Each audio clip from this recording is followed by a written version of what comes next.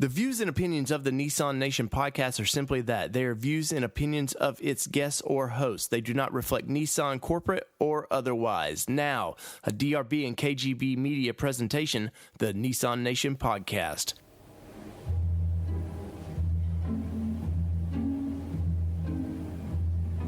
Recorded live, coast to coast, it's the Nissan Nation podcast. From camping, racing, and all points in between.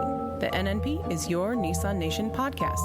Now start your engines and welcome in your hosts, David, Danny, and Holden. What is going on, Nissan Nation? From all things Nissan here in Middle Tennessee to the ATL and wherever you are listening to the show, this is your Nissan Nation podcast. Tonight I've got the very important, the very special Holden with me. What is going on, buddy? Nothing much, Dave. Doing pretty good over here.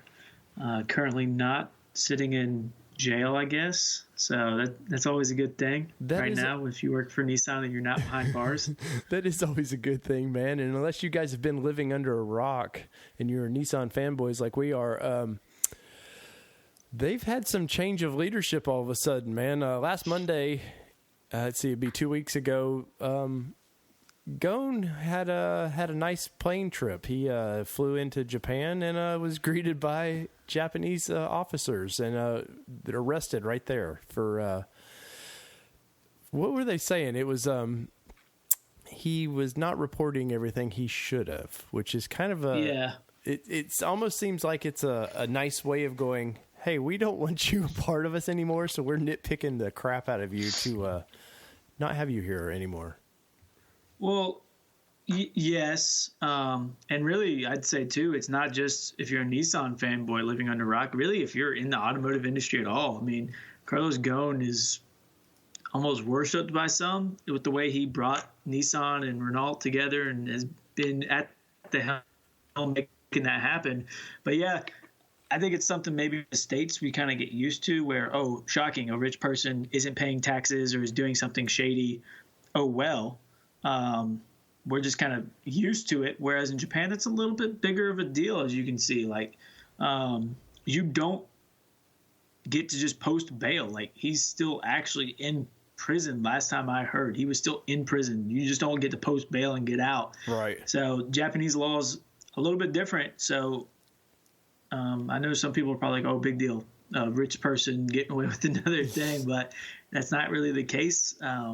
Well, this guy's he's a titan in the automotive industry. It's not like, I mean, even though it's Nissan and it's Renault, companies that aren't GM or Ford, this guy is actually like, he is one of the pillars of the community. And it looks like Nissan may have had their share of their pillar there, guy, and was like, no, I think we're going to find a way to get rid of you. And I've thought it for a long time, and we've kind of hinted at it a little bit, but Japanese companies do not like to be run by outside influence, and they're just an old school way of looking at things. They're very traditional. It's an honor thing with them, and they do not like outside influence. And for the past 2 years, Renault and the French government, who own Renault owns a 15%. The French government owns 15% of Renault, which is strange as that. And then Renault owns 48% of Nissan, I believe is the number. They were pushing for a full merger. They want this to be one company. And Nissan I could never see that working with them. And the funny thing about all that is Nissan actually is the breadwinner of the companies. When they had the idea to buy Mitsubishi, they didn't have Renault buy them. It was Nissan because Nissan has the capital. Renault, their value is nowhere near what Nissan is, but yet they control the company. So it's, I think this is a way of trying to free themselves from that a little bit. Yeah, no, I mean, you got to read into some of the things. So obviously some of this is going to be pure speculation on our part because it's not going to be 100% clear what everything is. But yeah, I mean, Ghosn, definitely a titan of the industry.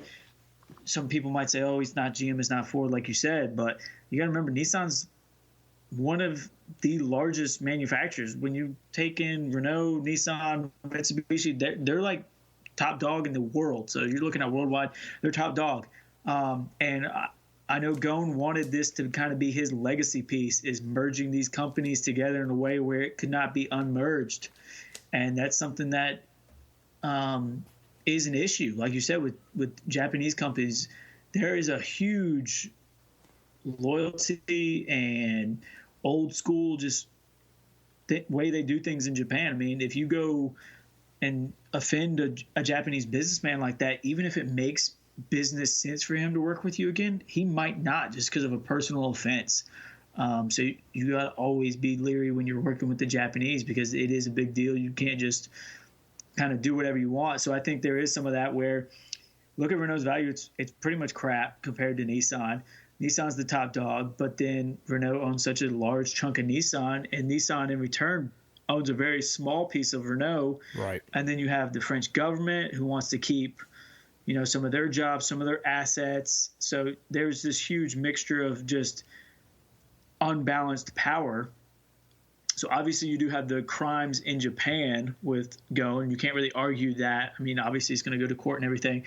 But if you dig a little bit deeper and you look a little bit deeper, Nissan also, the real reason why they removed him from chairman is because of illegal use of company assets. Now, we don't exactly know what that is. It could be anything from using jets or cars, whatever it is. That's kind of the main reason why they removed him. And then another thing just a little bit deeper. So Nissan obviously removed Ghosn almost immediately when the news broke. Hey, we're removing him from chairman. To follow suit right after that, Mitsubishi did the same. They removed him as chairman.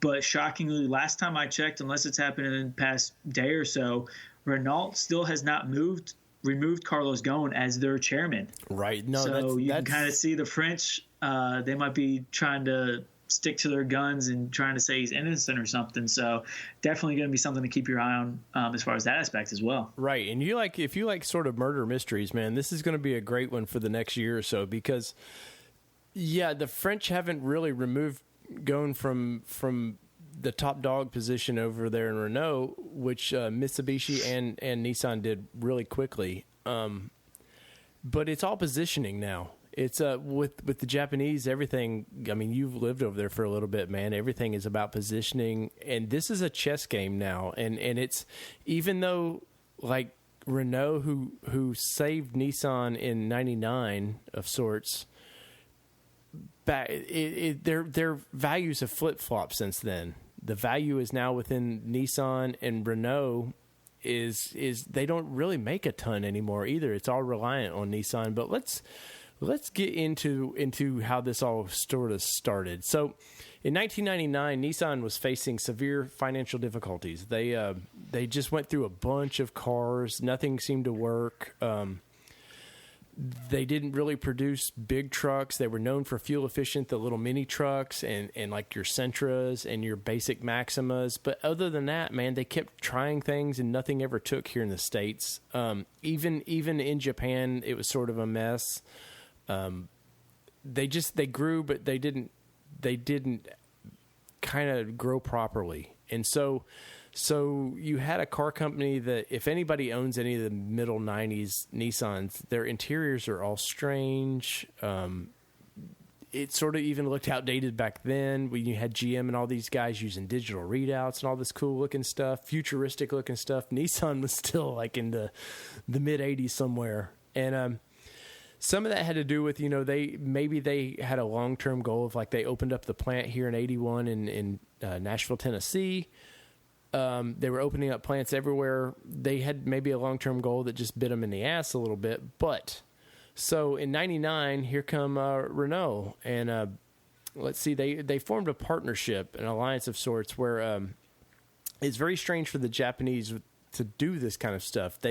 I know Toyota had some partnerships with GM where they sort of had the Geo brand for a little bit, and they made stuff, but it was sort of, we design it, you build it kind of thing. Where this is basically, hey, we're doing this all together. Like, there's places in Europe where they build the same cars on the same line. It's not really one or the other's plants. So in June of 2001, Ghosn was named the executive officer of Nissan, which was first for them. They've never had any kind of outsider leadership like that. And he was named in 2005, Renault. He was head of Renault, and then he's CEO of Renault. Until recently, let's see, what is it was 17 last year, in 17, he kind of had this guy that he was kind of grooming to be, I guess, a junior him. And I'm gonna butcher this name, but it's Hirohito Sakawa, I think is how you say it. Holden, who spent time in Japan, might be able to pronounce that better than me. Sayaka. Now you pronounce it wrong, and now you're gonna mess me up. I know. Sayaka. I'm not even Sayakawa. Sayakawa. Yeah. I was gonna say I was talking to some insider today in talking about this guy. But what's funny about this is this guy was groomed by Ghosn to be kind of the guy I think that could sort of guide both companies, like head Nissan, and then we were going to use Ghosn, and he was going to merge the two, and it was going to be a great partnership. But this guy ended up is the guy who sort of stabbed him in the back and taking it back over. But I mean, for everything that you're going to hear about Ghosn, like the guy knew how to make cars and make money with them. Now, as fanboys, we don't always like what that means, because you take cars like Skyline GTRs and you just take that into its own brand and call it a GTR now, and it's $100,000 car. You just boring the crap out of cars like Sentra, Altima. You make a bland car that sells a bunch is what he was known to do, and he did it. And the value of Nissan is like we said earlier, it's well above what Renault is worth. But the interesting thing about that, like we were saying, Renault has that 43 or 48%, whatever it is. I think it's 43% stake in Nissan. So Nissan, they have no voting rights. So their partnership with Renault is like at 15%. Well, at 15%, they don't get any voting rights, and that's the way the French want it. The French do not want Nissan, a Japanese company, to have any say in their company, but they want all the say in the Japanese company. The week and a half that we've kind of seen this Holden, man, it's like nothing really came out except for the top two dogs from Renault that were in Nissan are gone. Like you said earlier, we don't know. You're going to see a lot more. Obviously, Ghosn had his own people, like we're talking about. Munoz is one of those people that Ghosn brought in. So it's going to be interesting to see where some of those the fallout people end up, the fallout per se. Because, like we're saying, Japanese are severely loyal. So some people that maybe might not be seen as loyal to Japan, there's nothing to say that they can't be the next ones to go. And it's not like some of these guys that maybe have been around the company haven't had a great track record either. Yeah. And you've got another guys thing that's going to be even more interesting is Nissan there's a lot of ways this could play out. Some that are good, some that are very bad. Nissan capital, they could buy a large chunk of Renault up. That's one thing that I know has been mentioned. The other issue you got to look at is we're talking about the French government. So France entirely, you also got to look at where they are. So just to go into world news, I don't know if anyone keeps up with it, but there were just huge riots in Paris, and streets are on fire. And over a fuel tax. So yeah, and it's their prime minister is not seen very fairly with a 20% approval rating. So imagine, I don't see him giving up Renault, his stakes and stuff in that country, because that could lose some jobs as well. And the biggest thing with worse for him. Their prime minister is who set up a lot of this to begin with. He put things in place, which may bite him in the ass a little bit. From what I'm hearing is, there's two ways this can go. They can mellow out and they just keep the partnership the way it is and just keep going away. Or they're going to have, which I think is going to do, is they're going to battle, and it's going to be a fight for control of this company. And yeah, I needed to look up the details of this, but I forget their prime minister in the mid-90s or mid-2000s had some dealings that's coming to actually bite them in the butt right now. And I'll try to remember this for the next show, and we'll get into this a little more. But you also got to think, I mean, it's not surprising at all that, rich people of power, they have skeletons in their closet, as we see on almost a weekly basis. Rich, famous people so who knows? You start getting some of these Renault guys, some of these other Renault guys, illegal use of company assets. We don't even know what that is. That could be something small and insignificant to something, hey, I've got baby mamas in 20 different countries and I've been giving them free cars. Like, we don't know what it is. Well, I know some of it was be, hey, I used the jet. I thought it was cool, and it wasn't. Like, okay, slap on the wrist, not a big deal. I can fire you for it, yeah. But is that one of those, hey, I just needed a reason to fire you? Or could it be something bigger? So you got to think about things like that too. So yeah, I think you got to look at French government, everything else. Like I said, the Prime Minister of France is not going to want Renault to go away, because the loss of jobs is going to be even worse for his job. So. Sure. Well, I know some of the stuff was like they were saying his sister was supposed to be a consultant on something, and like she never even showed up to do whatever she was supposed to, and collected like $80,000. There's off some tax things that supposedly him and the Kelly guy didn't report. Either way, man, they are kind of looking at 10-year prison terms for these guys, man, which is crazy, because Ghosn is like 64 years old. So, and even in Japan, he's well thought of. It wasn't. I mean, Nissan is a pride and joy of that country. Like, between them and Toyota, they are the top dogs of that country for manufacturing, and really, he is thought of like as a savior of that company. So I don't know, it's kind of interesting. There's going to be a lot more to come about this. It's kind of fun, I have no dog really in this fight, man. I couldn't tell you how the boardroom works, but it's interesting. And I know I've got people in Japan that are a little nervous right now. I've talked to a few of them here over the past couple of days, and they're like, yeah, like you were saying, we don't know where it's going to go. And I can see some of those top dogs that he's put in place, like Diaz over there with Infinity now. Who did you just mention a second ago? Munoz. I can see those guys, like, suddenly they're not with Nissan anymore. It's going to be a question of, are you loyal to us or are you loyal to them? And who knows? Like you said, you've already mentioned people getting paid more than maybe what they should. To me, anything and everything's up for grabs. And then, too, you got to think, too, like you said, Ghosn's 64 years old, and this is Japanese prison. I'm not saying it's like some torturous dungeon, but it also ain't like America where you get cable TV and you get to hang out.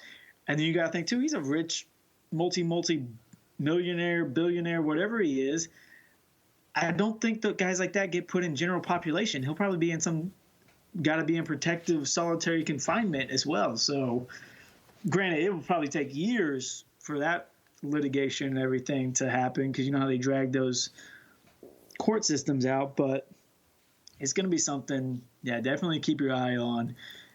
I mean, who knows how the Japanese are going to play this, but I guarantee you they have a plan and a way to make this happen, and they're going to definitely be looking to work that plan. They definitely have a plan, and the thing I was reading is what they get 26 days that they can, by Japanese law, they can hold him, and they're like, oh, then he can get out of there and go back to France or whatever. And it's like, no, they can literally let him right out of jail and then rearrest him for another 26 days. So like he can be there for quite a while.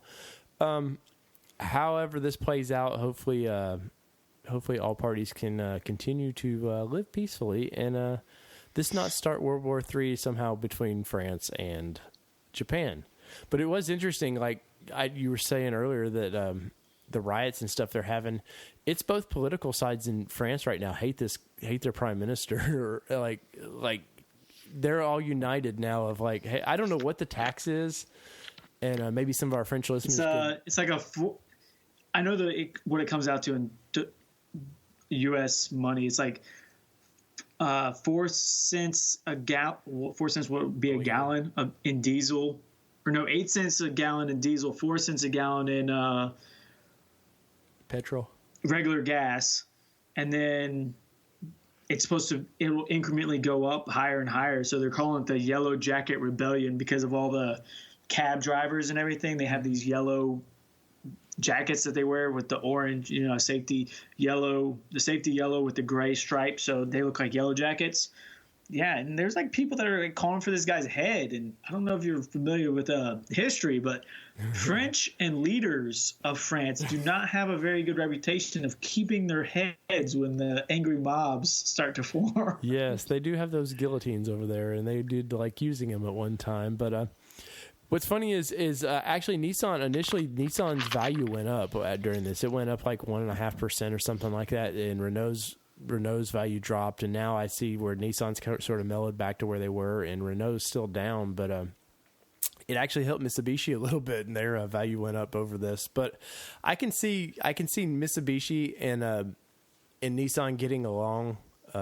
Like we said, Nissan is loyal to, or Japanese are usually loyal to Japanese things.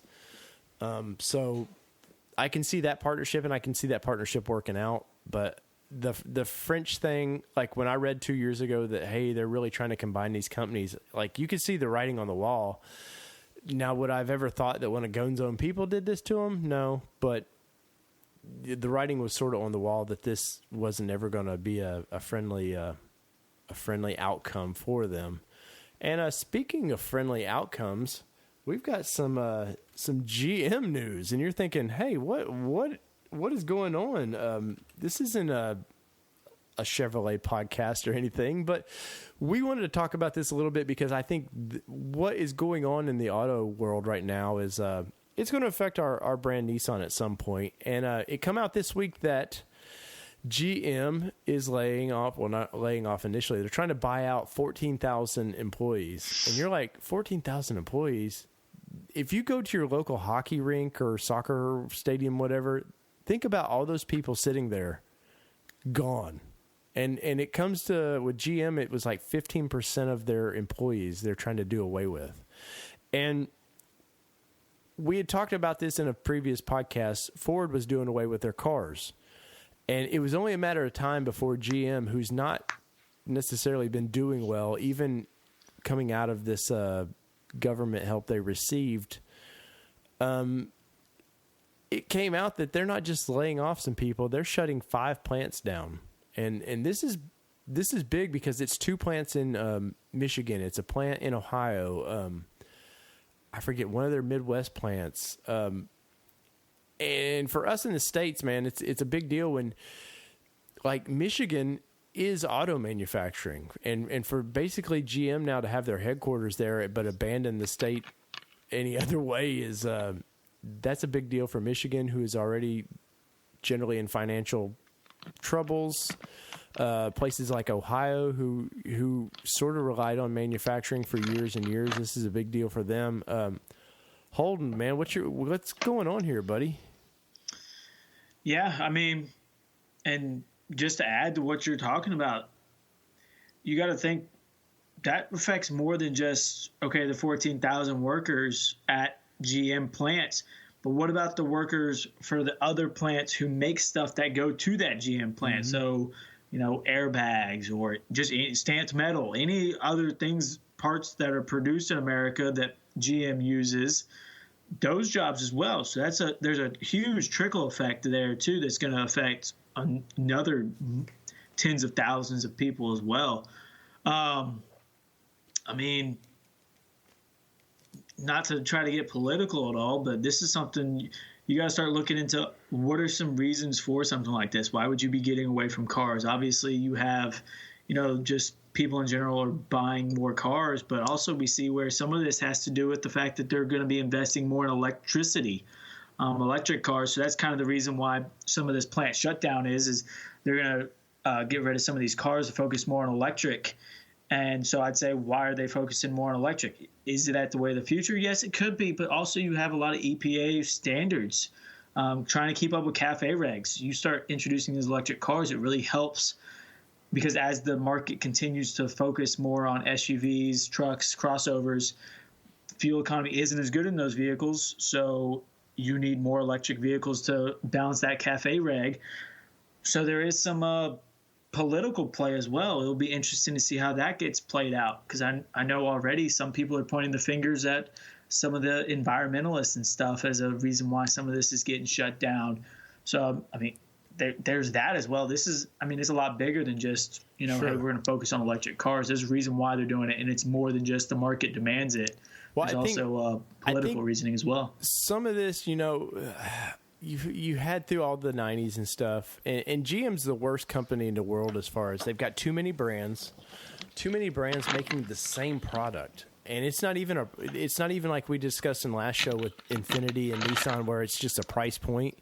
You had too many brands with the same price points, with the same product, with a different badge on it. And if you look at in the 80s, GM cars in the 80s are just some of the god ugliest things they've ever built. I mean, you had a Cavalier that was a Buick Skyhawk, that was a Pontiac Sunfire or S2000, and like, for what reason? I even forget what the Oldsmobile version of this car was. But and then you have GM buying up everything in the 90s, trying to look like they're a profitable company. They've for our Australia listeners, you know what they've done to you down there. They destroyed Holden. They bought up a profitable company that made amazing cars and just ruined it. They did it with a Isuzu. They took a Isuzu who made, you know, it was their own little interesting trucks, the little pups and the Amigos and stuff. They just turned it into the Colorado that they were building. They'd done it with, Saab. They ruined Saab. They ruined Lotus for a while. Like, it goes on and on. That they buy these profitable little companies to make themselves look good. And then guess what? That old leadership kicks in and just ruins these companies. And you know, there's always that Chevrolet versus Ford, like in the truck markets, who we like to follow, who's selling more, who's doing more. But other than trucks, I couldn't tell you what. I think the Cruze, they were selling about 100,000 Cruzes a year, which was strange that they would kill that car selling so much. But I was told by an insider today that, hey, I know, like with Nissan, they basically lose money on the Sentra. They don't really make money on that car. And you go, well, God, they're selling 120,000 of those a year. And it's like, if they break even, they're happy. But they sell that car because of fuel efficiency. And they got all these cafe regs they've got to meet now. And we can go we'll go down the Dave path of conspiracy thinking. And September 11th, the world was doing great. All of a sudden, things shook up the world, man. And whether you want to believe whatever you want to believe about that, it freaked the world economy out. So all this housing markets, we got to scramble. We got people to buy houses. We got no interest rates. Car companies, I mean, I'm talking overnight did this stuff. They just instantly, we got to sell cars. We got to keep people buying things. And things went great. You had 5 years or so of here in the States of great auto sales and great home sales. And guess what happened? All of a sudden, you got to pay the piper, man. No interest rates. These banks are losing money on this stuff, and they're starting to pocket putting all these deals together, and banks are just lying what their incomes. And anyways, then you get in the States here, you get the Obama administration, and whether you like that or not, with that on your team or not, guess what? He had an aggressive thing with cafe regs. He was like, hey, part of his political thing was the green side of hey, we've got to make the world a better place for environmentalists and all this, which I have no problem with. But the problem with it is, they said, it was like 8 years, cars have to meet some ridiculous standard. And it wasn't just one car, it was Nissan. You now have to hit company-wide 35 miles per gallon. And you're like, well, God, they're making a Nissan Titan that barely gets 20. How do you do that? You had a Nissan Xterra that barely got 20 average. The Frontier couldn't do it. But you've got Sentras, cars like this that can. So we keep losing money on those to make money on these others. Now we're stuck in this 8 years later, 9 years later, where the regs are, I think it's at 35 company wide. And I think trucks are supposed to hit 30 by 2025. Something that just things can't happen at the rate you want them to happen. And we're paying for it now. Yeah. And then they keep, looking at it, raising standards so that's one of the things I've been reading where, some people are saying, because obviously everyone looks for someone to blame. So now people are trying to say, well, it's the Trump administration and, you know, their taxation on imported metals, things like that. It could be. But then I've read where, you know, hey, maybe they need to revisit CAFE regs, and that would help ease some of it. So there's definitely a multitude of things. I mean, obviously, the way the market's going, it's kind of crazy if you really think about it. Because on one hand, there is a valid point that the car segment is a dying segment, and that the SUV crossover segment is a very large growing segment. So that does make sense. But then, so you're telling me that the crossover SUV market is a growing market, but cars are dying. But then in the same breath, there's also the fact that electric vehicles is also a growing market. So as a market that gets less fuel economy grows, a market of electric vehicles is also growing. So it's just a weird, funky balance. Yeah. And it'll be interesting, like we've talked about. The reason why Nissan went all in with the Altima is they believe that eventually people will start rejecting the crossovers the same way kind of what happened with the minivans. You get all these kids who grew up, their mom drove them in a freaking minivan, soccer mom minivans. They grew up, the last thing they want is a fucking minivan. So that's where all these crossovers come into play. Well, what Nissan's betting on is as these millennial buyers grow, they're going to say, hey, my mom had a crossover. The last thing I want is a fucking crossover. Right. I want a sedan. Well, so it's going to be interesting to see. But the mini SUVs and stuff, fuel economy has sort of caught the cars a little bit. I mean, you see it with like the Rogue. What's the Rogue average in mid-20s, something like that? Yeah, but it's still not touching what sedans are. Right. So it's a weird power struggle. It's a weird balance. Obviously, GM needs to get invested in electric vehicles because that is the future. And Nissan's done great with electric vehicles. The thing of if GM had a history of electric vehicles, and you can go back, GM produced what I think it was called the EV1 in the late 90s. It was incredible, man. They had a lot of support to it. You couldn't actually buy it. You could lease them. And then overnight, they just destroyed them. They just recalled them all back, destroyed them, and said, nope, there's no history in that. And other than that, they don't have a real big history with electric cars. You've got the Volt, which is, they want to claim it's an electric car, but I'm sorry, man. If you can only get 40 miles. That's one of the vehicles they're doing away with. No, I know, but if you can only get 40 miles on a battery and the rest has to be gas powered, that's a little strange. And now you've got the Bolt that they're making. But I could see pivoting if you had if Nissan pivoted right now and said, in 2 years, guess what? You're going to get a truck that's electric. And I could buy that because they have a history now. They got 10 years of building electric vehicles. But GM is like, I don't know, man. I would say one of the things you're going to see from Nissan, it's something we talked there's been quite a few podcasts ago, but the e-Power, that's really popular in Japan. I see that going to be the future of electric vehicles, really, where the gas motor is actually a generator that's charging that battery as you're driving. That's in the Versa Note. If you haven't seen it, if you just Google e-Power, it's in what's their version of the Versa Note, and it won Car of the Year over there last year. So it's something that's very, very popular. I plan to do the interview with my dad. He's been super busy, but he went to Tokyo, so he got to see all that.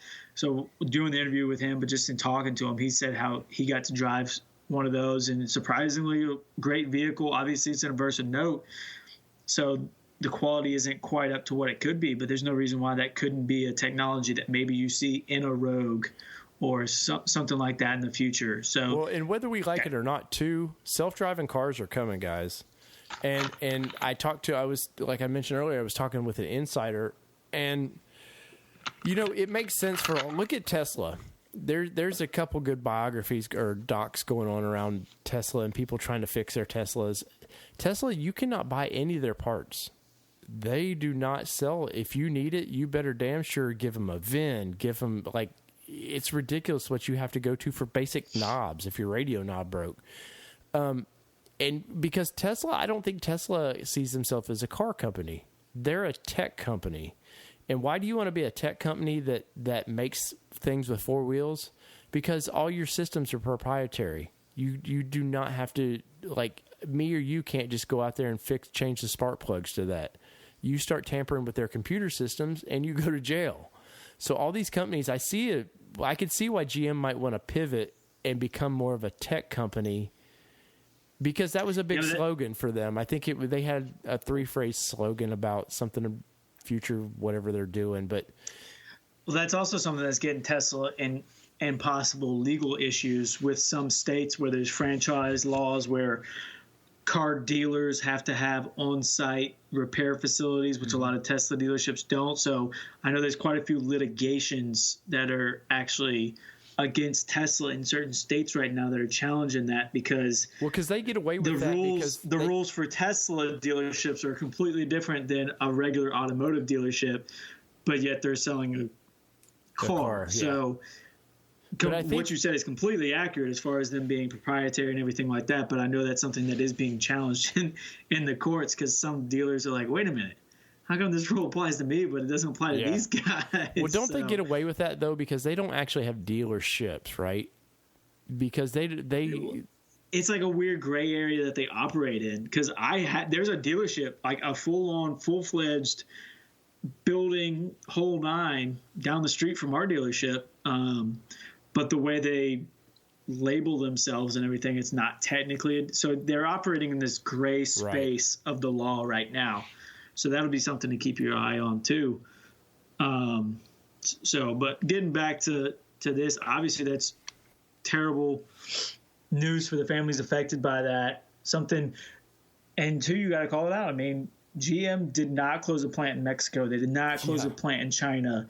I mean, I'm not going to say this, that, or the other, but U.S. taxpayers did bail these guys out. And well, not just U.S., Canadian plants. Canadian taxpayers helped bail them out too, and they're shutting down a plant that was started in like 1951 in Canada. They're shutting it down, man, no more. And I think it built Camaros and stuff like that. But with GM, the writing's been on the wall forever. If you look at their cars, they keep ready to go. Like, I think a good average is 30 to 60 days before they get to dealers. That GM stock is, they're like on a lot of cars 120 days. Like, they're just not moving them. Yeah. And the trucks and they're not at all. I mean, the trucks are more profitable for these guys too. And what a flip from what it used to be, because when I was a kid growing up, your trucks were cheap. They weren't fancy. Yeah. They didn't have all this tech. It was just something that Billy Joe down the street needed. And you needed to get the job done, and your cars is where you made money. And now it's trucks, man, because you're getting to a Silverado at $60,000.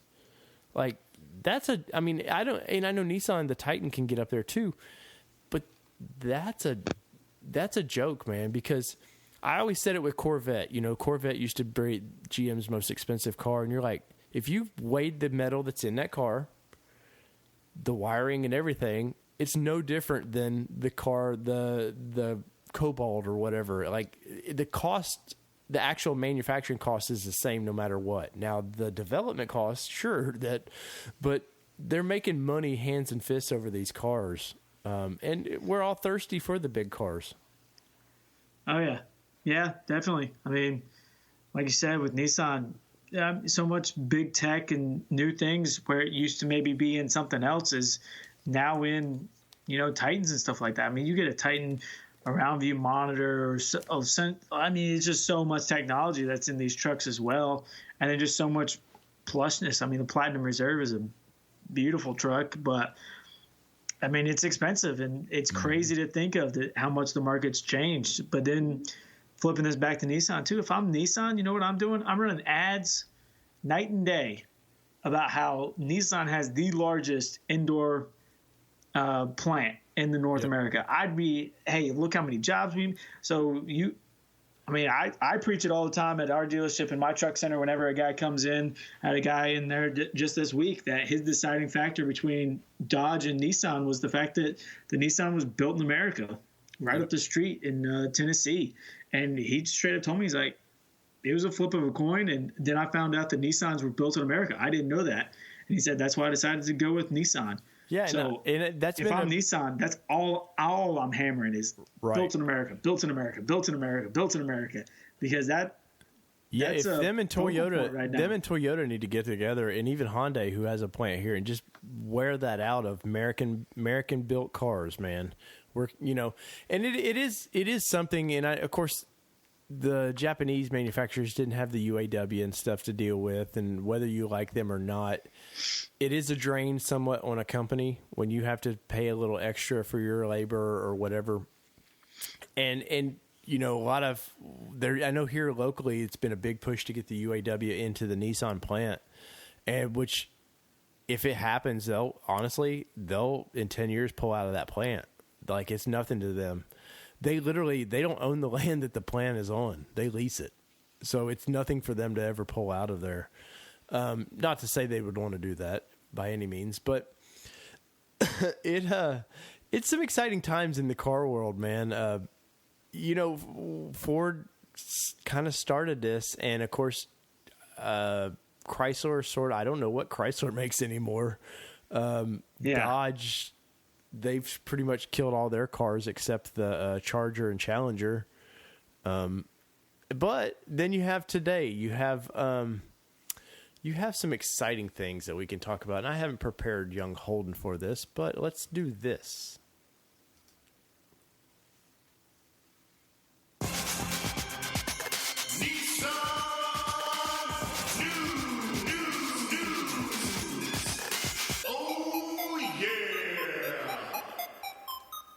Oh, yeah, and this is sort of Nissan news, and it will be Nissan news because they better get their acting gear with the Frontier. Jeep introduced the Gladiator, Holden, and it's their version of a sort of, I want to say a mid-sized pickup truck, but as long as this damn thing is, I don't know that you can call it a mid-sized truck anymore. But, hey, man, my hat's off to them. They took a box and added another box on the back of it and built a Wrangler of sorts, man. Yeah, they did. I know we've seen a lot of, we put it up on the socials, and I was reading some of the comments before we jumped on. There's a lot of mixed opinions. I don't have a problem with them making a truck. It's something about, I can't get over the way it looks. Like, it's just because if it was me, I wouldn't have had it's like that entire front end of the entire Jeep, and then you just welded a box to the fucking back of it. Yeah. So it's like my eyes have just been gotten so used to seeing a Jeep and just, that's a Jeep. That's a Jeep. That's a Jeep. It's almost like when they first started doing the 4-door Jeeps. Like the first year and a half I saw them, it just did, like, right. In my brain is just so used to the shape. And then it's like, wait, hey, this is completely fucking different. Was it AVE or somebody that actually built a Jeep truck for a while, and they did it, like, it looked good. I mean, they just took a 4-door Wrangler and converted it, but it looked like it belonged together. And my initial thing on this thing was our buddies over at the 4x4 podcast posted this up, and I was looking at it, and I was just, at first, you're like, oh, that's cool. It's a Jeep truck. But the bed doesn't look like it really belongs on the thing, man. The way and maybe it's because we're so used to seeing that 4-door, the 4-door JL, that it's like that back door the body line doesn't seem to match with the truck bed. But I'm interested to see these things when they come out next summer. Where I'm else can you to see the price tag? Yeah, which they haven't released. Some of these things getting more expensive, because I saw I forget who it was, but they had a ton of pictures of the inside. It looks like it has rear sway bar disconnects. The front and rear locker switch is really cool. There's a lot of cool looking, I guess you'd say, off-road stuff, even though I don't see how you'd off-road something this monstrously huge. But I mean, we already see Jeeps that are $60,000 and whatnot. Mm-hmm. So it'll be interesting to see a price. I mean, I would imagine a fully loaded one of these, whatever they're going to call that package, is easily going to be $65,000-$70,000, and that's before some of these aftermarket companies get a hold of them and lift them and everything. I mean, we could easily be seeing $100,000 Jeep sitting on a lot of a car dealer somewhere, where they've gone and they've done bumpers, winches, lift, this, that, all these other ads, and depending on the price tag of these things. Mm-hmm. I mean, can you imagine that, Dave? going to your local Jeep dealer and $100,000. I can see it sitting there for quite a while too, but no, I think the Rubicon, which is their major off-road package, I could see it getting in the 50s. I don't know if 60s or 70s, but like I said, my initial thing was like, God, the thing looks too long. But then I got to see it like in video and stuff, seeing it moving a little bit, and I'm growing quickly to like the thing, man. And I know that's like blasphemy coming from a Nissan guy, but I do like other brands too, even though I do love Nissan. But I will say, where else can you get a pickup truck that you can throw the front window down, you can take the roof off, you can take the doors off, the back window out, and just go cruising down the beach, man? I mean, the idea of that is pretty cool. Towing and stuff in this thing, it's going to have the 3.6, I think it's the Pinstar engine they put in these things. That's initially what it's going to come out with, and then a year later it comes out with that 3-liter diesel. That could be interesting. Towing was like at 7,600, something like that, which is pretty respectable for a little V6 like that. I know it did a lot of that depended on automatic transmission, and they do offer a manual transmission in this thing. Comes the Rubicon, you can get 33s on it. Not the normal BF Goodrich KM1s. They I forget what Cooper tire or something like that they were putting on these. If you look strictly from the front, I really, really like it. The back is going to take a little bit. The goofy Fiat thing to put the logo on the back tailgate as big as you can get it, I'm lost at that one, but I guess it's probably a trend because I know Toyota does that with the tailgate of the Tacoma. But I know it's not Nissan news, guys. I'll tell you what I'm going to be excited to see is I'm going to be excited to see one of these things like really lifted up on some 37s or something, but with a camper shell top. Yeah. Be like a freight train. Like, someone's going to do it. Some overlander is going to do some like crazy camper shell top and have all his gear and everything. But I'm going to be interested to see. Like I said, I'm not a fan. It might just be it's so fresh and so new. It might take me a few times seeing it to get used to.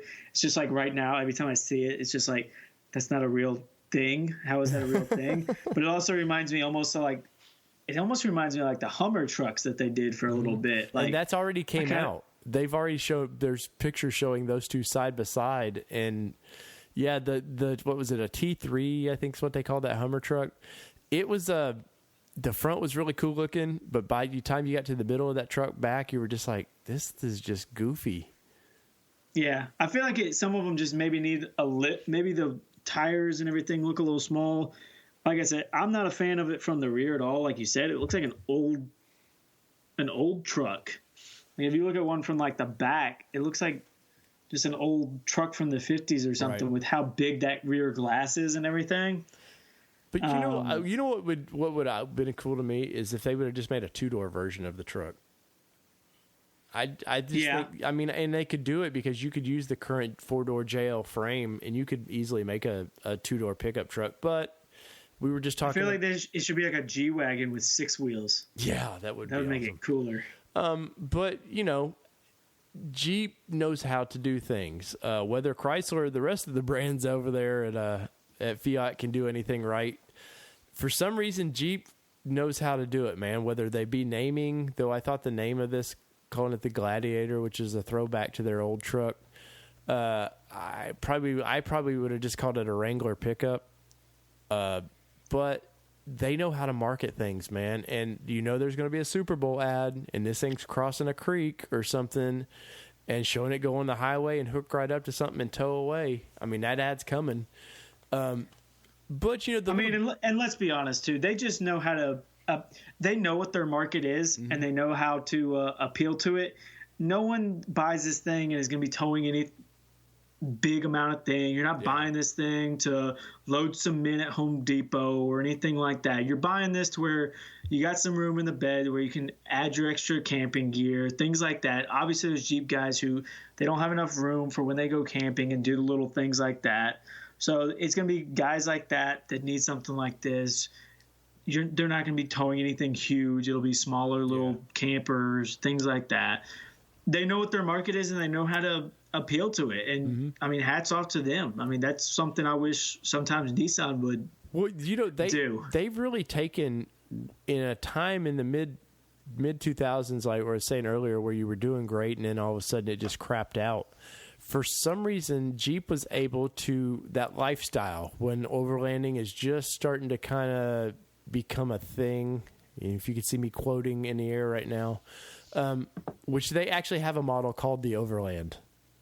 It's the most ridiculous thing. Instead of calling it the Sahara or Safari, whatever they call their normal luxury version, it's called the Overland.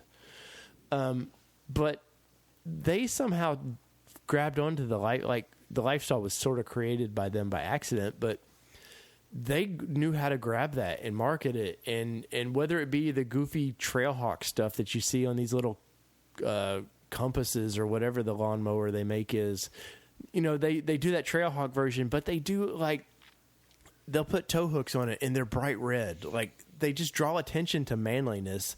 And that's where you gotta have your hats off to Jeep, man. They knew how to grab a manly thing. And somehow, I see more women driving these things lifted than I do men. Like, they've created this, if you want to be a badass, this is what you get. So, I initially, I didn't like it, but I do sort of like it. When I see them next summer on the showroom floors, I'll look at it. Nissan doesn't ever come out with anything somewhat respectable. You might see me driving one of these days. I don't know, man. But, so what's your final thought on this thing? I think it's something I'm going to have to get used to seeing it, but I'm also excited to see where some people take it as far as it being custom. I think the stock is completely boring and shit, but I will be excited to see some of the interesting things and some of the new modifications and things people come up with. I do think there's definitely something there, but I think also, it's not for me, but I could totally see that there's a huge market for it. So Jeep knows what their market is and knows how to attack it. So and they know colors too, man. They know how to put a nice color on their vehicles. And speaking of nice colors, let's talk about the Land Down Under. I recently had a chance to talk with Mr. Matt Weber from Dash Offroad there in Australia. They're working on a lot of patrol stuff, coming up with aftermarket bumpers and rock sliders, stuff like that. And they are actually wanting to get into the Armadas. And as Holden knows over there, they are slightly different than the Y62 that they have in Australia, but they are wanting to come to the U.S. market a little bit. So I had a chance to. It was quite funny. He was literally sitting in his patrol. I think he was in Melbourne. And we just had this quick interview. So let's get to that here on the Nissan Nation podcast.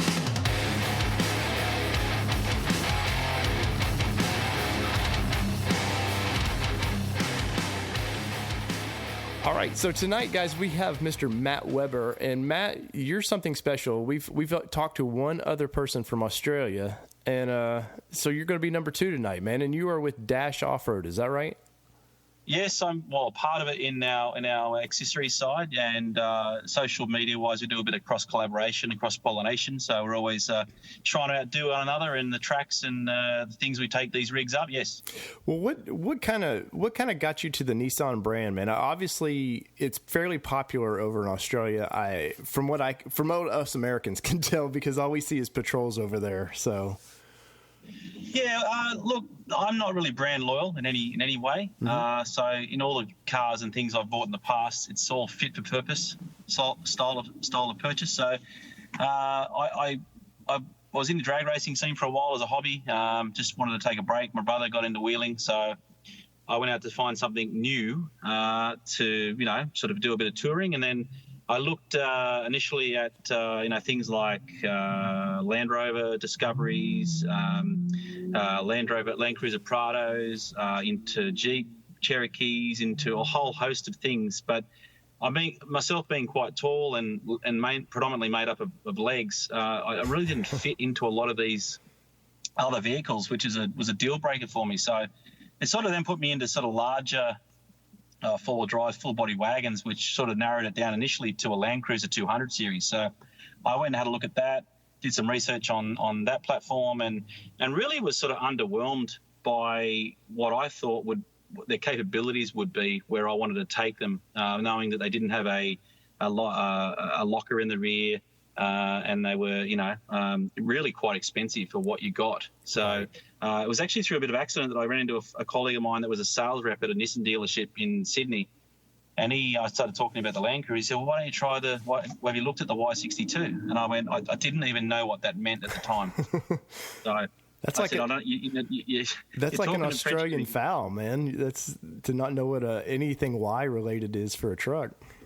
Well, I mean, that just shows you the noob status I had in the four-wheeling community. Right. I had never touched or had a four-wheel drive before. This was my first ever four-wheel drive. So, I was very new to it, very green. So he said, go and have a look at it. He actually, unfortunately, which is unusual, he had one on the site, on the lot at the time. I sat in it, I looked at it, thought, this is new, this is great, this is big. Went away, did my DD, looked at a bit of, because I always want to make sure I'm getting what I want. Sure. And found that they're super capable. They're a little bit nichey because they don't sell as many here as they do the Land Cruiser.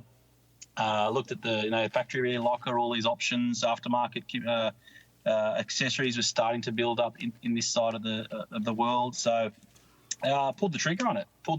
Had to wait about 6 months for it to be delivered. And then, slowly from about a year ago, I've been, trialing different tracks and terrains and damaging it and having fun doing so. Right. Well, from a video that you had sent me earlier today, man, it looks like you were not scared to abuse that vehicle.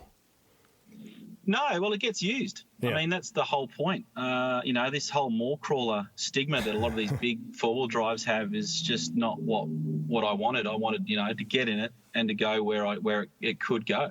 And, I found early some limitations, so I addressed those in as much as getting a lift kit put in the car. So we went up 2 inches, and then from there, I just really thought, well, okay, let's. I found the limits of the all-terrain tires I had on the car. So I had initially some 20-inch rims with some KO2 Goodriches on there, which were about a 34 diameter tire. So they were quite a big tire. They got me most places, to be honest. But as I got more ballsy and more confident in areas that I wanted to drive, I quickly found that the sidewall wasn't enough. Right. So that's when I found these 17-inch steel rims and mated them to some Mickey Thompson MTZs, and the difference immediately was obvious. Yeah, oh yeah, for just street like gravel trails, stuff like that, the KO2s are great. But yeah, as far as like if you're really wanting to dig in, no, it's you really need some kind of an ultra or a mud terrain tire, I'd say.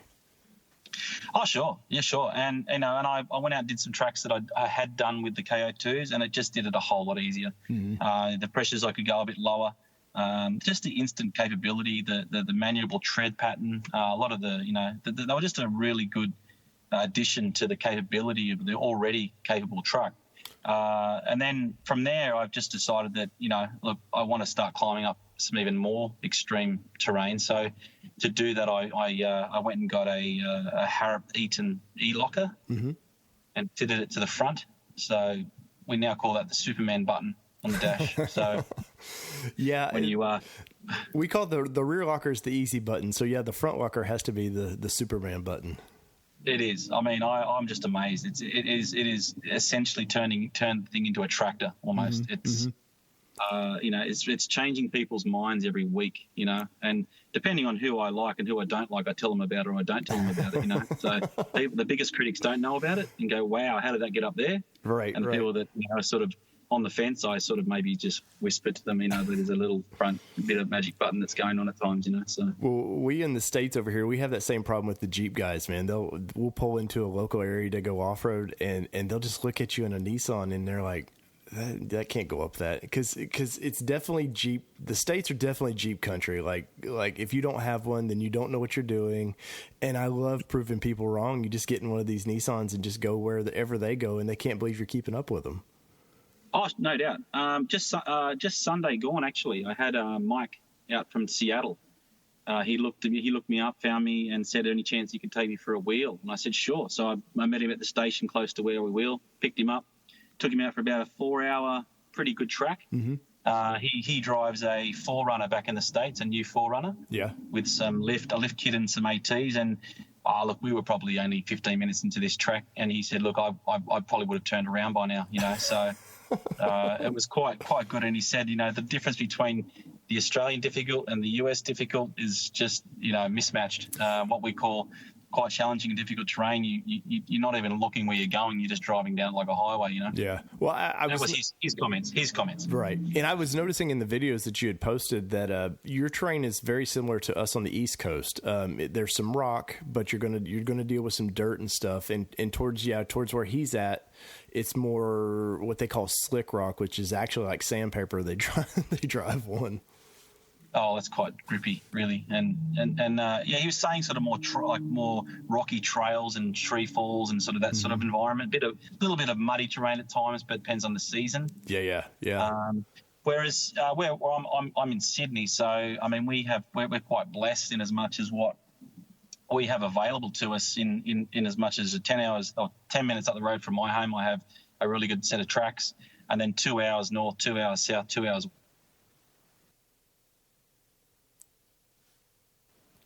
Edit.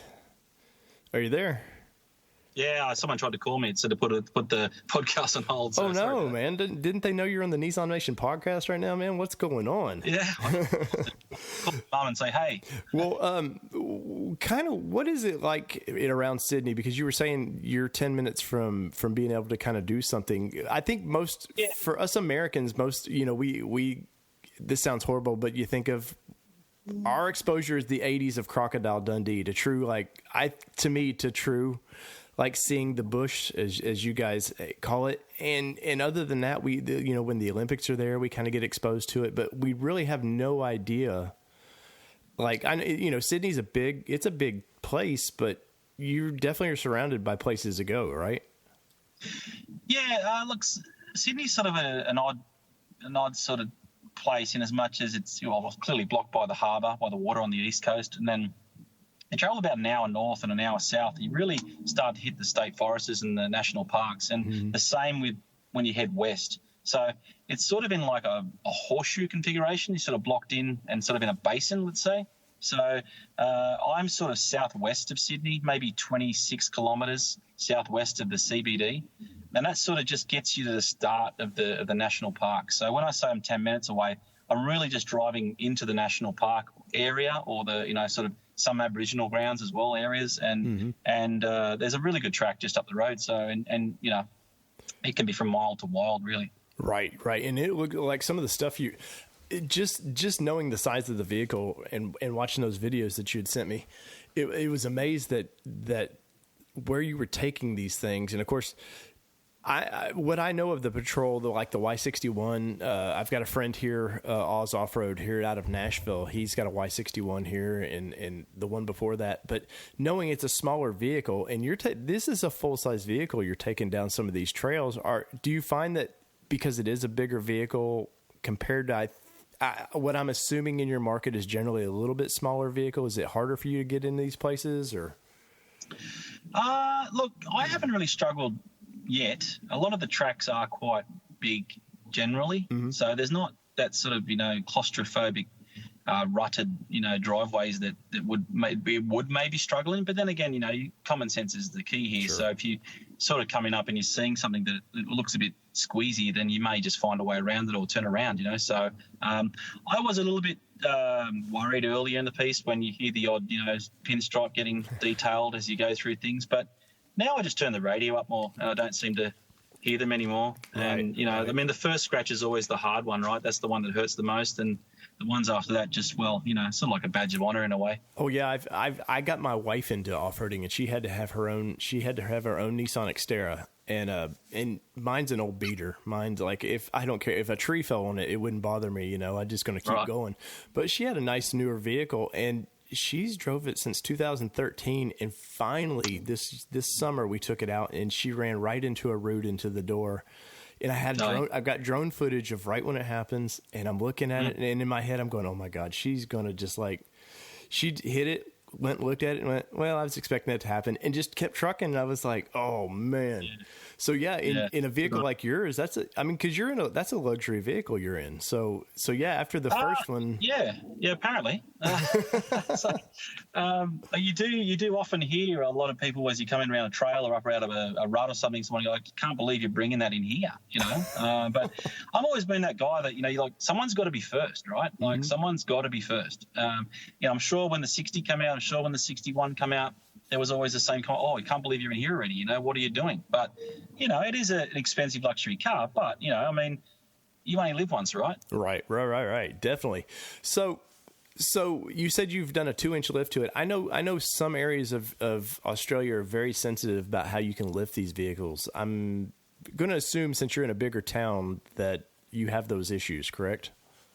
Well, yeah, look, legally you can lift the car 50 mil. So 50 millimeters, 2 inches. Mm-hmm. So that's fine. And then I think you can then go another inch and a bit with your tyre size. So knowing that these things come out with, I think, almost 30, rounded up 33s to start with, I mean, you're into a 34, 35 tyre legally. Right. And the size of the wheel wells, it eats up 35s and 34s anyway. It doesn't look anything out of character. Mm-hmm. So you do see some trucks, some 60s and 61s with 35s, and they do look quite big, the wheels. But being such a big car to start with, you don't stick out. And plus, it's a new thing. The coppers the police aren't really going to pull you over unless you do anything silly, So it's only when you start to go up higher than that. And at this point, especially with this model, which has got the HBMC fitted to it, the hydraulic, body motion control. We're a bit limited to go higher than 2 inches at the moment. We can do it. There has been there's been at least one truck that's got a 4-inch lift, but it was quite an exercise, and it meant, sort of repositioning some strut areas and regassing the hydraulics, and quite an ordeal, quite a thing to do. So, but in saying that, he also was then able to put 37s under it. So. Oh, wow. And a blower and a supercharger. So the thing is quite capable. I don't think it will see many hard, difficult trails, which is a shame, because I would be definitely going back and going to the Black Diamond stuff, Oh, yeah. Well, that's always the thing. Those ground breakers usually do it for attention, and it never gets used. Yeah, frustratingly enough. So, I mean, that would be something that I would be looking at down the road, definitely to go up another 2 to get to 4 and throwing some 37s on 100%. It's going to happen. So It's just a matter of time, budget, and that sort of thing. Sure. So, well, it's amazing that each time you go up in size of tires, instantly that, like you were saying, from ATs to MTs, like it's just the level of challenge kind of goes down a little bit, and you're like, man, where was this the whole time? Well, it does, but it equals out because you tend to find you're driving up more difficult things each time. So, you wouldn't have tried that with the 33s. You wouldn't have tried almost that with the 34s. But now you got your 35s. You sort of go, well, I can get a wheel up on there. I can, And these things are great. I mean, they go up and they wheel lift like nothing else. I've had someone walk under my front right wheel. Yeah. At one point, So it really, but people go, oh, but they don't have the flex. They don't have this. I said, look, I'll live my life on 3 wheels and 400 horsepower. Yeah. I mean, that'll get me most places, Yeah, in which that engine for your market, that's a huge engine for your market, right? Yeah, we get the DE version, so that's the 404 horsepower version. I don't know if you get that in all the models in the States, but no, you might get the D-Tune 300 horsepower like version. 390 horse, something like that. That's what my Titan is, which is like 390. Okay, well, it must be the same sort of thing, just maybe a little bit detuned, but we're right on 298 kilowatts, which I think it might even be 390. It might, my math might be out, so right. They might be the same things, yeah. Well, that's always the conversion from your country to mine is always, we're backwards here and can't seem to get with the metric system. So yeah, well, we're a little bit strange too, because my generation, you ask me how tall I am, I'll say 6'3", and you ask me how much I weigh, and I'll say I'm 105 kilos. So we've got that odd hybrid sort of. Scale here in a certain generation, Right. Well. So part of why I wanted to talk to you and David. How do you say David's last name? Hotop. Okay. So you guys started what's called Dash Offroad. Is that correct? We started to be fair, Dave started the brand. It's his complete brand. Mm-hmm. I just sort of collaborated with him lately on a new branch off and some accessories that we're starting to promote and manufacture and distribute throughout Australia at the moment. So that started with a front bar that was quite different and a bit of a niche bar for the Y62. We've had Evolution 3 now, so we're starting to get it to a point where we're really happy with it. Mm-hmm. It's fitting on really well. It looks great, color codable. It's got a winch tray. We're really going down the road of creating all our products are lightweight. So we're wary of the GVM issues that can happen with these big trucks. So, you go and put 6 people in the car, put big front bars, big rear bars, side sliders on, and you're over your GVM. Right. So we've had to be quite mindful of that. So in the bar we developed, it's a steel winch tray construction, then an aluminium fascia that comes around the front of the car with a total weight of 46 kilos. I'm not sure, it's maybe 100 pounds. Right. So the front bar, plastic bar, I think weighs about 16, so what's that, about 40 pounds. So you're only really adding 60 pounds to the vehicle. And then we're putting we've collaborated with an Australian winch company called Carbon Winch, and their winch is 1,200 pound and only weighs 26 kilos, which is about 60 something pounds. So wow. Between the bar and the winch, we're really keeping that front end weight down. Well, and even when you put a winch, just putting a winch on the front of a vehicle, you notice that driving. So that kind of weight savings definitely has to improve the vehicle. Yes. Yeah, we really identified that market, that people are starting to get quite wary of weight, and it's petrol, it's cost, it's drivability, it's a whole host of things. So with this front bar and they've made this lightweight winch, we found it's got the best approach on the market. It's the lightest on the market. It looks the most modern on the market, and the Carbon 1,200 pound winch is a phenomenal piece of kit too, which is a fully reconstructable clutch area, so that can be modified and moved over. Motors can be moved. It's really versatile and a great product. Right. Well, and that's the one thing with, of course you guys have ARB down there, and ARB is great, and they started kind of the off-road bumper trend, but it's like they've never tried to advance it, and it's just the same looking bumper on everything they do. And sure. I know the Navara, they've changed just slightly, but yeah, it's just a basic bumper. So yeah, I'm looking at your page now, and I'm seeing it's called the Predator front bumper bar, and it's a great looking bumper, and it really looks like part of the vehicle. It doesn't stand out as something that shouldn't be there. You're right. We sort of got to a point where it's sort of almost, if you didn't know any better, it could have been a factory fitted item. It really follows the lines of the front existing bar, so it's a full replacement style of bar that just goes on and doesn't upset any of the geometry. And it looks, it's a hoopless bar, so it's it's not really designed to hit like for big roadkill hits like big kangaroo hits and things like that. But I mean, let's face it, if you've got a big loopy bar and you hit a big enough kangaroo, you're going to have to replace it anyway. It's not going to stand up. It's going to protect your vehicle a bit more, yes, but you're still going to have that damage. Well, okay, now it's time for stupid American question. Is kangaroo really that much of a problem? That I know we have, like, our white-tailed deer here is a huge problem, so it does help for that. Are kangaroos really that much of a problem?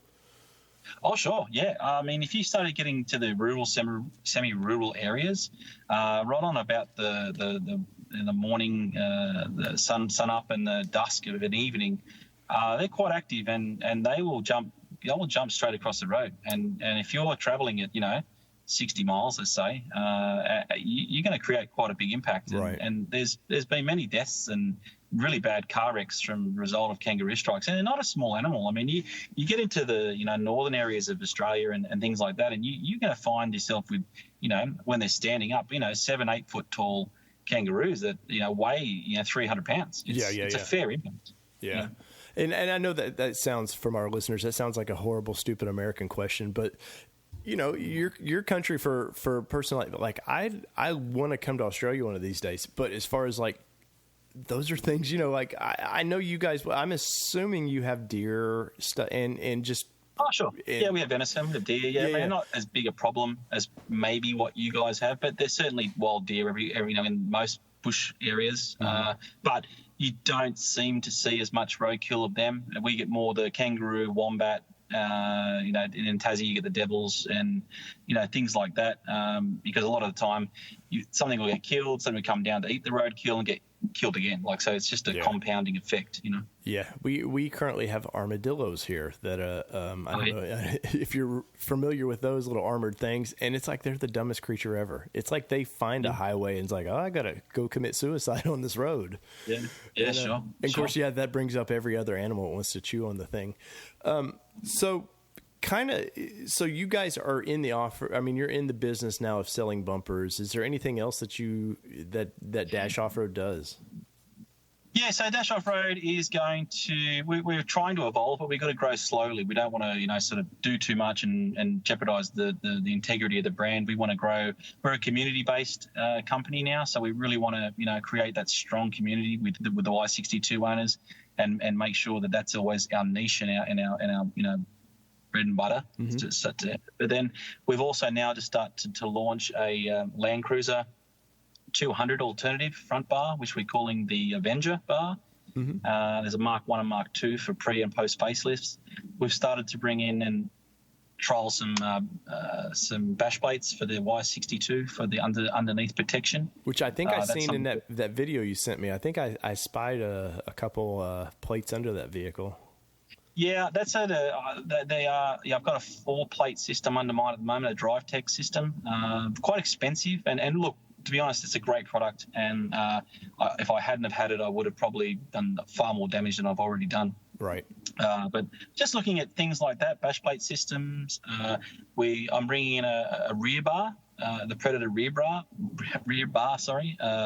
which will be fitted up in the next few weeks to sort of match the front look. So.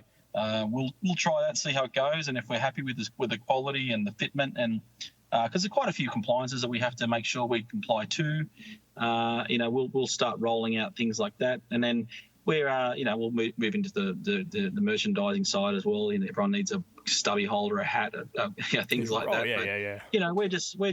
We're not trying to reinvent the wheel. We're just trying to find our niche and really start to be quite immersive and happy and build a really strong, fun community. Right.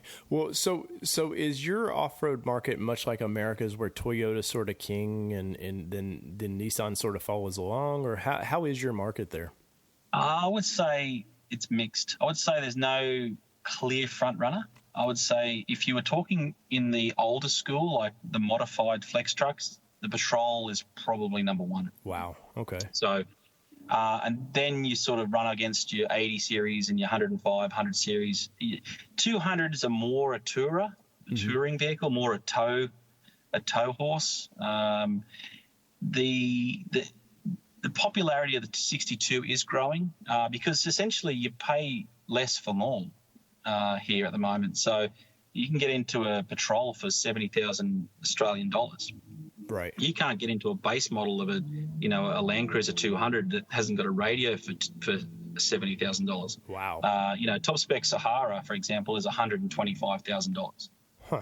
So there's a fair gap, and to be honest, the $125,000 Sahara has only got as much fruit as the $85,000 spec Patrol. So do you save? So you're talking about brand loyalty, and people that have always had Toyotas is going to keep buying Toyotas, right? Sure. The new market is, well, what I feel is a lot of people are getting more, more savvy on what's fit for purpose, and the Patrol's starting to pop up more in their radar, Right. So do you think it's been hard? Is it the gas engine that kind of deters people a little bit going from diesel? Or? Yeah, I think that's a fair comment. Initially, yes. In 2013, 14, when they launched here, people were just like, oh, what? It's petrol only. They went, yeah, it's petrol only. They went, no.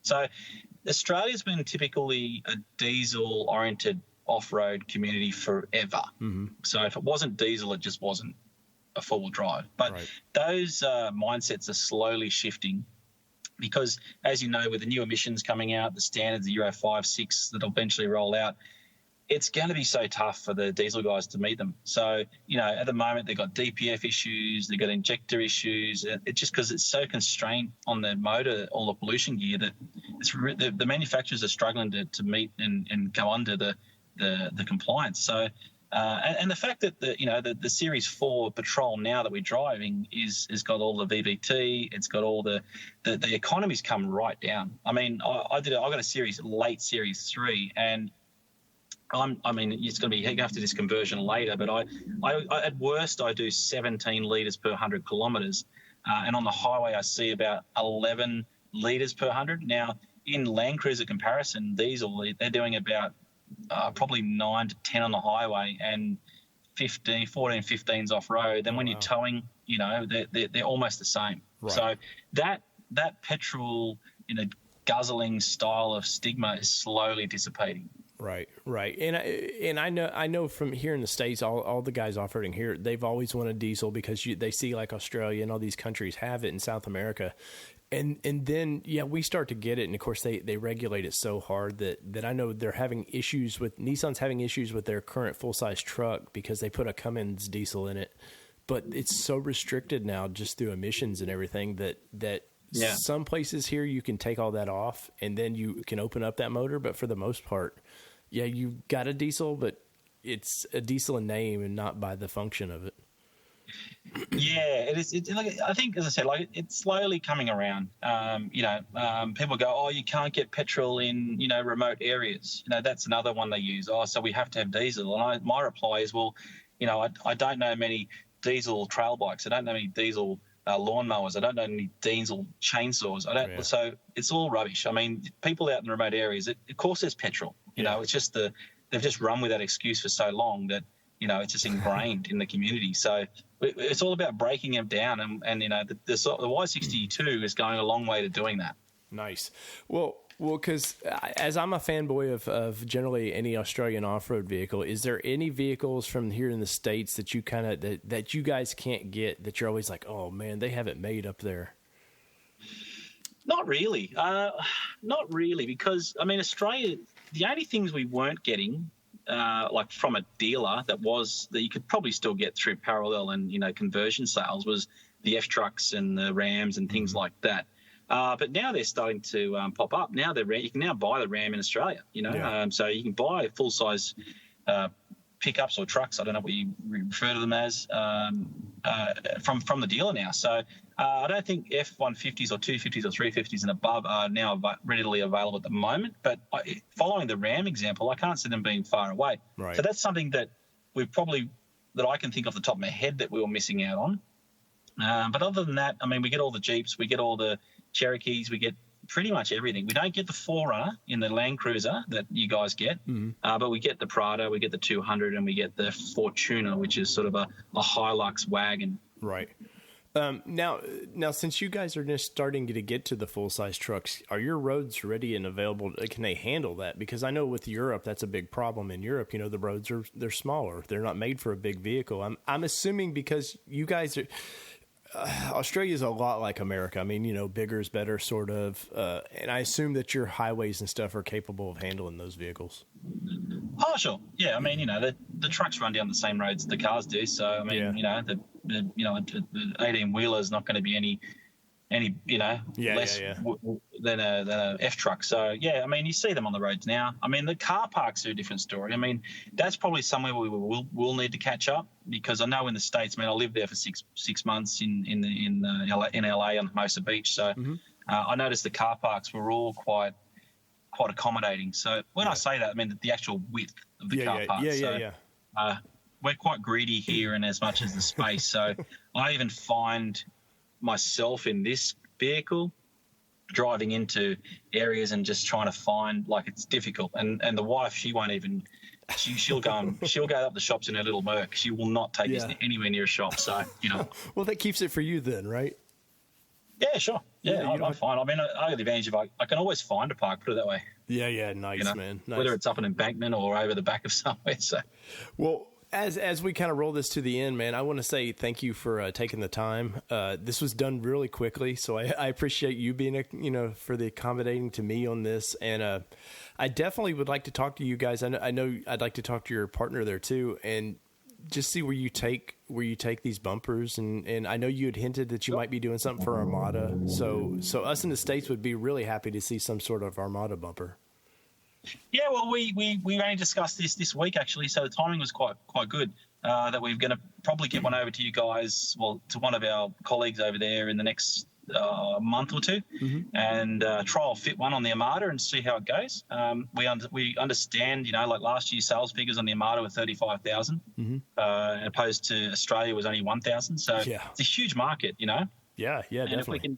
If we can get in to make it a really nice alternative, because I mean the Predator bar can have a double life as a mall crawling bar. I mean, it'll look good, but it'll also look after you in the bush with the winch capabilities and things like that. So, but look, you're happy to chat again, and David will be chomping at the bit to also join. You wind that guy up and he won't stop. So, but I encourage your audience at least to check out both of our YouTube channels. Mine's called Wheeling Weber, and Dave's is Dash Offroad. So there's some really good content on there, which I know I sent you a couple of links, and you might have had a quick look at a few videos, but there's a whole host of videos there that'll just show you the true capability, I guess, so far as to what these things are going up and what they're doing, with relatively simple modifications, Nice. Well, man, I look forward to talking to you next time, and maybe I'll get one of your bumpers coming soon. Sure. We'll be happy to send you one. Thank you. Thank you, man.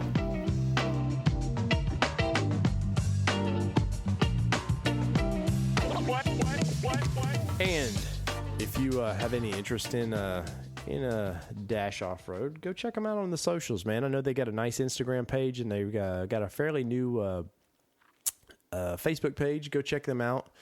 They do have a website as well, but I do not have I think there's an AU at the end, and I don't want to tell you guys different, but you can always Google those. But I want to say thank you to Mr. Matt for jumping in with me. It was awful cool to do an interview from a guy.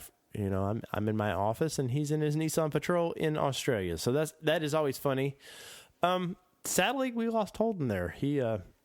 His laptop died on me. So you're going to have to put up a day for the last couple minutes by myself. So we'd posted some things on our Facebook page, and we were trying to get some listener participation. This show is always better when you guys participate. So anytime you ever have a question or comment, be it if you want to do it through video or however, the best way is Instagram or Facebook. You can also click over on our website, and it's nissannationpodcast@gmail.com if you have any comments that way. But hit us up, guys. Like I said, this show is always better when you participate, and this is y'all's show. I mean, we just host it, but it is your show. So we asked some questions and, looking for feedback, and let's get to a couple. We have lots of questions. We had Mr. Garth Hobart from Virginia hit me up and say, hey, when is Danny's truck ever going to do blank? I mean, is it ever going to get on the ground? And we had hoped to have Danny on the show tonight, but something came up, and Danny's a busy man now. But last I heard, by the end of this month or December, it could actually be rolling around. So there you go, Garth. I hope that helps you. I've been forbidden to get any more 62-mile comments or anything like that. I've been forbidden by a higher power. Anyways, let's see. Mr. Matt Weber, who I just interviewed, asked, how do you pronounce Nissan? Well, there's how I pronounce it. It is Nissan to me. Early on in the podcast, Redneck Dave would have said, awesome Nissans. I think you guys down south in Australia pronounce it Nissan. The UK does it different. I'm going to leave that be up to you guys. Everybody seems to have their own dialect from it. Let's see. Mr. Sean Spears said, what is up from the frozen north? What is up back to you, Mr. Sean Spears? I appreciate the comment. Ryan Bennett from Mississippi, hashtag Nissan for life. I would agree. And if they would ever come out with a cool truck, maybe like that Jeep we just talked about, I would be even happier. Amy Green writes, hello, guys. Hi, Amy Green. Let's see. What else we got? Mr. David Dash, he said, hello from Oz. And David is in Australia. Let's see. He also asked, are there any, do we in the States do we actually off-road our Armadas? And because we always think of the Armada as basically the Patrol, the Y62 they have down there in Australia. And I'm going to say not really. I think most people here in the States see that vehicle as a soccer mom, big vehicle that, if you want to run people over, that's how you want to do it. But I only say that too because you don't see any lifted around here in the United States. And I think part of that is because there's no aftermarket support for them. So, Dash Offroad, I know you guys are trying to break into the U.S. market. Bring it. And, when we see them lifted, maybe we'll do that. There's always that one-off. I know Nissan did the, whatever they called the Patrol, whatever Armada thing they did, the little orange one we've talked about in the past. I know they did a little 6-inch lift on that. I'm not sure the manufacturer they did with that, but there was listed. We also posted up about that new Jeep on our website. It seems like everybody is pretty opinionated like that. Mr. Donald Slayton said it looks like an Avalanche with a square body. I can see that a little bit. Let's see. Mr. Joe Plummer, he's in between on it. He thinks the front and rear look a little too stretched out. I could agree with that. Mr. Brian Turnquist, I wouldn't want to be someone in the back seat of that thing in a rollover. I would agree on that one, especially if the top's down. But I don't ever see too many rollovers in mid-sized to bigger trucks. Not to say that it can't happen.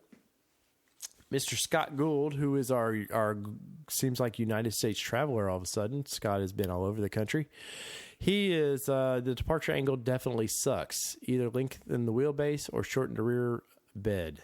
It also kind of just looks goofy, he said. I would agree, Scott. There's a couple ways you could have done that. I can't wait till you see that vehicle with no bed on it. I think you're going to start seeing a lot of flatbeds with that, sort of that Australian look. Let's see. Our buddy Walter Cheney, I think I said that right, Walter. Sorry if I didn't. Who was with Team Venom Racing. He said, honestly, I'm not a fan yet. The rear looks too long for good off-road capabilities, and the longer wheelbase will hurt also. I don't disagree with that. I think when you lift them, obviously that's going to help it off-road abilities a little bit. Are you buying a Rubicon for that? In that, just to say you have a Rubicon, the long wheelbase might hurt. Let's see. We asked for video comments so we can post the audio up here, and we got one. We got Mr. Austin Schmidt there, and let's see what Austin has to ask. Hey, Nissan Nation podcast. Do you think with Carlos out of the picture, we'll see some vehicles in the not-so-distant future that will bring some or a glimmer of hope back to the Nissan enthusiast, and then hopefully draw in more enthusiasts going forward? Let's see. Do I think that I'm going to say no. This would have been interesting if Holden would have been around to answer this one. No, I think the path that Nissan currently is on, and probably for at least the next foreseeable 10 years or more, is mass amount of cars. The same boring Altima, Sentra, stuff like that. Stuff that's, just sells. I would have to look at your old 240s numbers, stuff like that, when they were building those. I mean, I here in Middle Tennessee seen a lot of those because of our affiliation with Nissan for so many years. So we would see those quite a bit, but no, like your fun enthusiast cars. No, I think there was glimmers of it with like the IDX, stuff like that. And they could always do that down the road, but, no, they like to share platforms too much, and, cars like the IDX or something rear-wheel drive, lightweight, big power. I think they have infinity for that now, unfortunately, and that's, your G35s or your Q60s. They've got that new Q60 with the twin-turbo 3-liter engine. That's about as enthusiast as you're going to get, except for that car is about $35,000 to $40,000. So generally when I think of enthusiasts, I think of somebody 18 to 30 who wants to, modify it, have fun with it. And I do not see anybody doing that currently. So let's get to it. Austin, if you'll reach out to us, you have to listen to this to know if you won. We're going to send you a shirt for that question. And sadly, I wanted to give one more shirt away, but I did not see any, legitimate, good, solid questions here tonight, guys. We'll do this next podcast. So once again, reach to us on Instagram, Facebook, or on our website, or you can email us at nissannationpodcast@gmail.com. If we like the video stuff, guys, obviously we can't use the video, but we use the audio from it. And we want you to be on the show. So it's a great way for you guys to participate. If I use your comment and we think it's worthy, we will send you a t-shirt, a Nissan Nation podcast t-shirt. So, Mr. Austin, you're getting one. So please email us your address and we will get that right back out to you. So guys, I think that's about it tonight. I think the early segments, we were pretty fired up to talk about those topics. I want to say I appreciate Mr. Matt Weber from Dash Offroad for hitting us up, do that interview. It's always fun to talk to guys from Australia. I actually have another Australia interview coming up. Maybe next show. Might be our Christmas show. You never know. That'd be a nice Christmas present. We're in the winter and Australia's in the summer. That always trips me out, man. I guess I got to start thinking globally, man. It's not just America anymore. It's the world. And speaking of the world, we want to say thank you guys for making us the top-rated Nissan podcast out there. And you're like, well, Dave, you're probably the only Nissan podcast out there. But hey, don't trample my dreams, man. We are number one right now, so we appreciate it, and we also appreciate you sharing our show anywhere, whether it be a forum, whether it be just your buddy. If they're a Nissan nut like we are, please share our shows. The only way we can get bigger, do bigger things, is if you guys help us out. So please share, and we're truck heavy, but we always looking out for that GTR guy. Posted it tonight. Holden's got a 2013 with 1,500 miles in his dealership. Trips me out. $74,000, and you can have that. That even trips me out even further. But anyways, so from everybody here at the Nissan Nation podcast, to my buddy JR, who helps does some of the music, my beautiful wife Kelly, who does the intro, to my buddy there in the ATL, Holden, to my buddy out there in LA, Mr. Danny, I appreciate everything that you guys do and do for us. So from everybody here at the Nissan Nation podcast, my name is David Boyd, and we are out. Peace, everybody. Love y'all.